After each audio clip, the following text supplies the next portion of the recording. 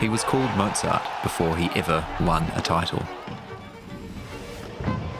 A kid from Catamarca who turned padel into music. And by 23, he wasn't just a prodigy anymore. He was #1 in the world. So how does a kid from a small town in Argentina end up rewriting the sport? This is the story of Agustín Tapia, aka Mozart.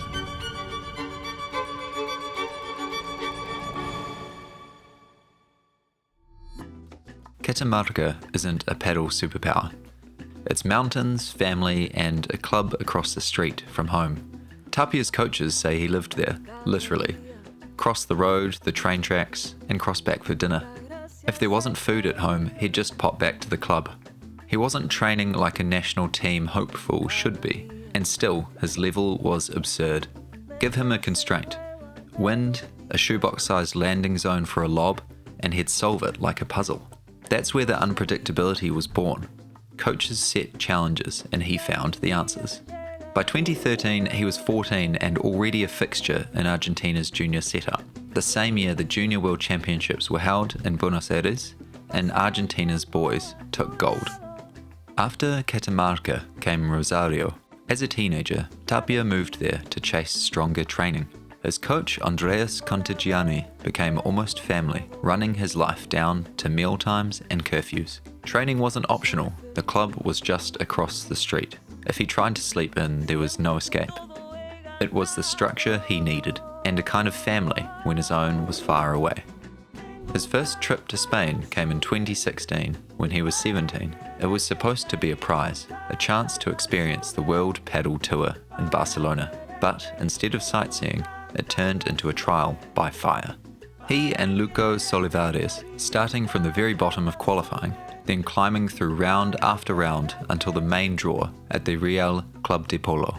The catch? Tapia was playing with a torn abdominal muscle. Every serve hurt. At changeovers, he whispered, "If you want me to quit, just say it." They never did. They taped him up and sent him back. He cried after matches from the pain, then smiled as soon as he picked up the racket again. Against Campagnolo and Dinenno, they even led in the decider before finally withdrawing. It was brutal, but unforgettable. It proved something no one can teach. Agustín Tapia wasn't just talented, he was willing to suffer for the sport. 1 year later, in late 2017, Knox confirmed he would move to Spain full-time. He was based near Barcelona, under the coach Pablo Crossetti. For the first time, he wasn't visiting Europe, he was living the circuit. And Spain wasn't just another country, it was the heart of the padel world. Packed with aspiring talents, dozens of players fighting to break through. Many came and went without making a dent. Tapia wasn't just there to survive, he was there to learn. He trained, travelled, and competed alongside the very legends he'd grown up watching. With Juan Martín Díaz, or JMD, the game slowed down. Patience, timing, how to wait for the ball that matters. With Pablo Lima, discipline. Turning chaos into consistency, choosing the right shot instead of the wild one. Each season he absorbed a little more. The teenager from Catamarca was becoming a professional. By 2019, the apprenticeships started paying off. Partnering with Fernando Belasteguin, the world's greatest ever champion, Tapia won the Madrid Masters. It wasn't just another title. Bella had been world #1 for 16 straight years. To win beside him as his chosen partner was a statement. Tapia wasn't just the future, he was already here. At just 20 years old, he became the youngest player ever to lift a World Padel Tour title. Sharing that moment with Bella wasn't just a milestone, it was history, and a glimpse at what was coming. As a quick side note, if you're into padel and you want more deep dives like this, consider subscribing. It really helps me keep making them. Anyway, back to Tapia. After Bella came a new chapter, a partnership with his childhood idol, Sanyo Gutierrez. It wasn't about experience versus youth, it was about equals.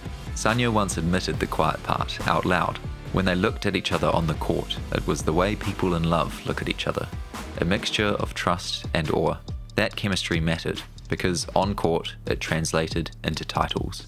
With Sanyo in 2022, Tapia finally broke through, winning Royce, Vienna, Valencia and Malaga on the Padel World Tour, and ending the year as the clear number 2 pair in the world. It wasn't just proof of talent, it was validation. A season that turned Tapia from promise into certainty and laid the foundation of a career built to last. El Mozart de Catamarca stuck, not because he played textbook paddle, but because he created like an artist. He disguised intent until the last millisecond, dragging points back from the dead, and hit winners from air that looked empty. His teammates called him Tranquilandia, Disneyland in his head, poker face outside. Rivals and commentators said the same thing. You can rehearse for pace or power, but how do you rehearse for surprise? It looked like improvisation, but really it was a patterned problem-solving muscle memory from those childhood solve this drills. When Tapia teamed up with Arturo Coello in 2023, people called it the future. From their very first practices together, the chemistry was obvious. Could 2 young players really carry the weight of a team without a veteran beside them? The answer came fast. They won Abu Dhabi, then La Rioja. By spring, they were on a 32-match winning streak, 6 titles from 6 tournaments. Even inside their own camp, there was disbelief. Nobody had expected this much, this quickly. But beneath the results was a bigger shift. Coello attacked, with reach and raw power, always hunting the net. Tapia thrived beside him, not as the kid learning from a veteran anymore, but as an equal. Someone trusted to take the ball in the biggest moments. Together they weren't prodigy and partner, they were co-captains of a new era. Not every test is about shot making though. In Santiago, Chile, the final versus LeBron and Galan turned chaotic. Serving at 5-3, 30-all in the second set, a scoring error turned into a gold point. The arena erupted, social media piled on. For a pair chasing perfection, it was the kind of chaos that can unravel everything. Tapia didn't unravel. No tantrum, no meltdown, just a glance to settle Arturo and play on. The match stretched almost an hour longer. They lost the second in a tiebreak and came back to take it 6-4, 6-7, 7-5. Another title, but more importantly, a public stress test they passed. Composure travels, and it showed up again when it mattered most. By the time Vigo arrived in May 2023, it was one of the biggest tournaments on the World Tour, an Open 1000 with the top 4 pairs in the world. And crucially, if Tapia and Coello won, they would overtake LeBron and Galan to become the world number 1 pair. LeBron and Galan had ruled paddle for years, the undisputed number 1 pair. Tapia and Coello were the challengers, unbeaten, dazzling, but still waiting for their coronation. Set 1, Tapia and Coello blazed, 6-3, as if the crown was already in changing hands. The crowd felt it, the air was tense. Set 2, nerves. Coello admitted it afterwards. He had the set on his racket and he couldn't close it. LeBron and Galan fought back, taking the tiebreak, and suddenly the final became a decider for everything. The title, the ranking, and the throne. The third set was paddle at its finest. 4 players at their absolute peak. Each rally stretched long, the crowd holding its breath between each shot.